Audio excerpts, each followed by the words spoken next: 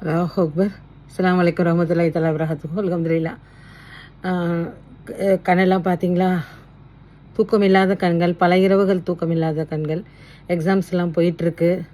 அல்ஹம்துலில்லாஹ். துவா செய்யுங்க நல்லா எழுதணும்னு. ஓரல் எக்ஸாமெல்லாம் உங்ககிட்ட சொல்லிட்டு போனேன். 5 ஓரல் எக்ஸாம் நல்லா எழுதியாச்சு. ரிட்டன் எக்ஸாம்ஸ் நடந்துட்டுருக்கு. துவா செய்யுங்க. ரொம்ப கஷ்டமாக இருக்குது. அரபிக்கு ஒரு ஸ்பெஷாலிட்டி என்னன்னு ஒன்று இருக்குது. நம்ம எல்லாமே படித்து முடித்து எழுதி முடிச்சுட்டு எழுதியெல்லாம் முடிச்சு வச்சுட்டு அடுத்த நாள் திறந்து பார்த்தா புதுசாக பார்க்குற மாதிரியே இருக்கும். பல கஷ்டங்கள், பல நஷ்டங்கள் எனக்கு. நான் நிறைய ஃபங்க்ஷனுக்கு போகல, வெளியே போகல, ஷாப்பிங் போகல, எங்கேயுமே போகல. வீட்டிலையே இருந்து படிச்சுட்டே இருக்கேன். அல்லாவுக்கும் எனக்குமான டைம் கொடுத்துருக்கேன்.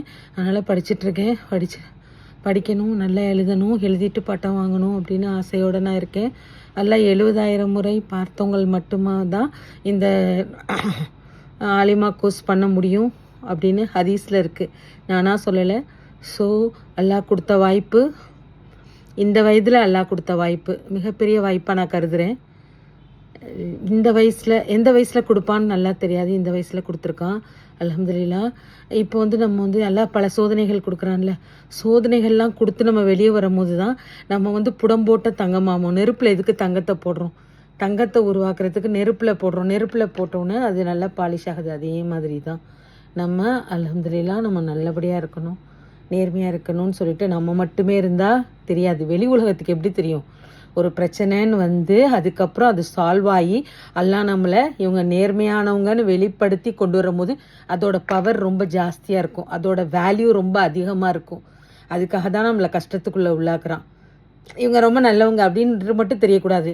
ஒரு பிரச்சனை வெளியே பிரச்சனையாகி இவங்க பாதி பேர் இவங்க நல்லவங்க, பாதி பேர் கெட்டவங்கன்னு சொல்லி அதுக்கப்புறம் நம்மளை பற்றி அகெயின்ஸ்டாக கொஞ்சம் பேர் பேசி, ஃபாராக கொஞ்சம் பேர் பேசி, கடைசியில் ஜஸ்டிஸ் வரும்போது கடைசியாக இவங்க நல்லவங்கன்னு நிரூபிக்கிறோம்ல. அப்போ அது எவ்வளோ பெரிய நல்லது சக்தி நமக்கு, எவ்வளோ பெரிய சான்ஸ் நமக்கு.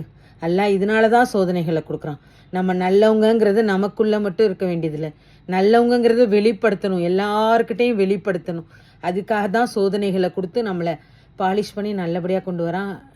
அல்ஹம்துலில்லாஹ். துவா செய்யுங்க. என்னோடய எக்ஸாமுக்காக துவா செய்யுங்க. அல்ஹம்துலில்லாஹ்.